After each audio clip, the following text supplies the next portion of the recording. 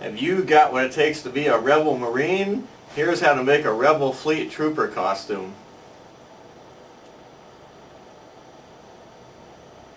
The Rebel Fleet Troopers were the first rebels that we saw in Star Wars. They were the ones in the opening scene of A New Hope that were defending the ship when Darth Vader captures the blockade runner. Most of the parts of a Rebel Fleet costume you can just buy in a Walmart or a Kmart. They're not very hard to find, but there are a few things that you're going to have to make. To make the Rebel Fleet Trooper costume, what you're going to need is a pair of black boots, a black BDU shirt with a lot of pockets on it, a pair of gray cargo pants with the big pockets on the front, 2 long sleeve light blue dress shirts, and a belt.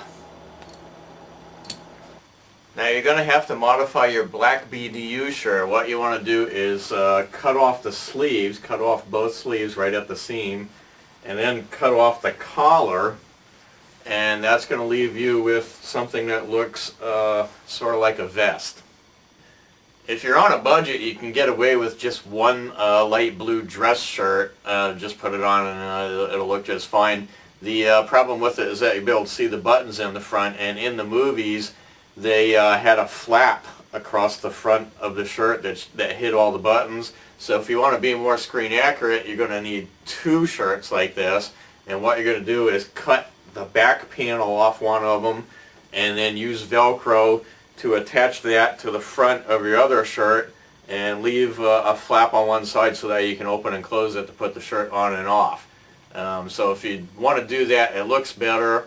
It'll cost you a little bit more though. Once you Velcro the piece on, you're going to end up with a flap on the front that you can Velcro closed. The hard part is going to be the helmet, and to make that, what you're going to need is a toy army helmet. I've already painted this one white.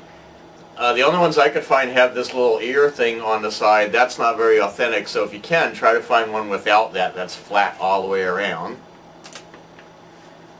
And you're going to need a small plastic or cardboard box. The hardest part on this costume is going to be the helmet. Now you can buy Rebel Fleet Trooper helmets online. They cost about $200, $150, somewhere in that range.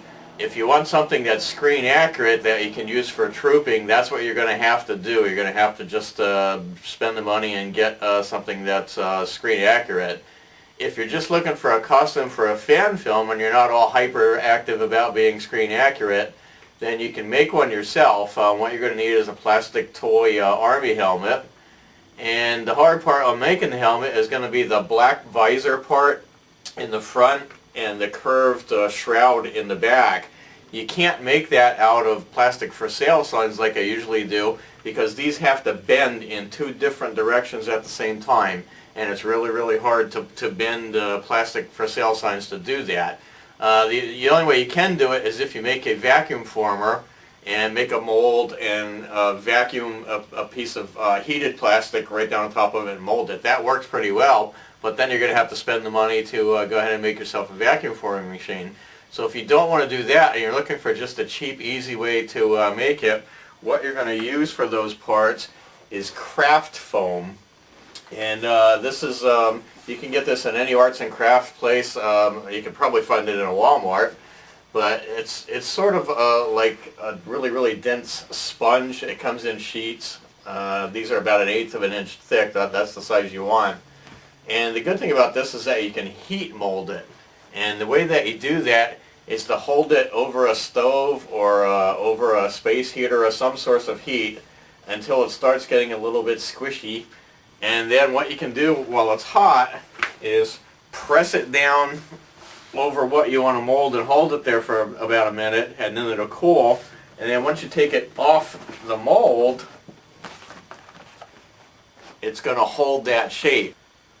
Once you have your piece molded to the shape that you want it, you have to stiffen it up because the craft foam is still kind of floppy and flops around a lot, and it's also really absorbent. So if you paint it, you need to cover it with something that's going to act as a coating so that it won't absorb all the paint. So what you're going to do is take some ordinary Elmer's glue and mix it 50-50 with water, and then paint 5 or 6 coats onto it. So that'll absorb all that and make it kind of waterproof.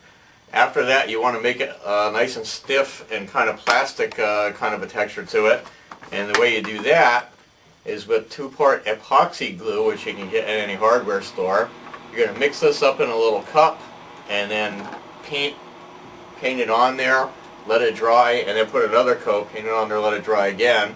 After it dries, it's going to get, it'll be stiff, but it'll still be a little bit floppy, which is good. That's what you want.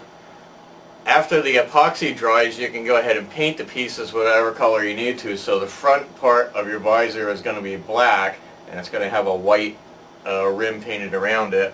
And the shroud back part is going to be white. So go ahead and paint those. Once you have everything painted, you're going to glue your visor onto the front of your helmet and your shroud onto the back of your helmet, and your communications box goes on the side. If your helmet doesn't come with a chin strap, you're going to have to add one. It's just a small piece of elastic, and make a little chin cup and glue that on there too. Now just add your blaster and you're ready to fight for the rebels.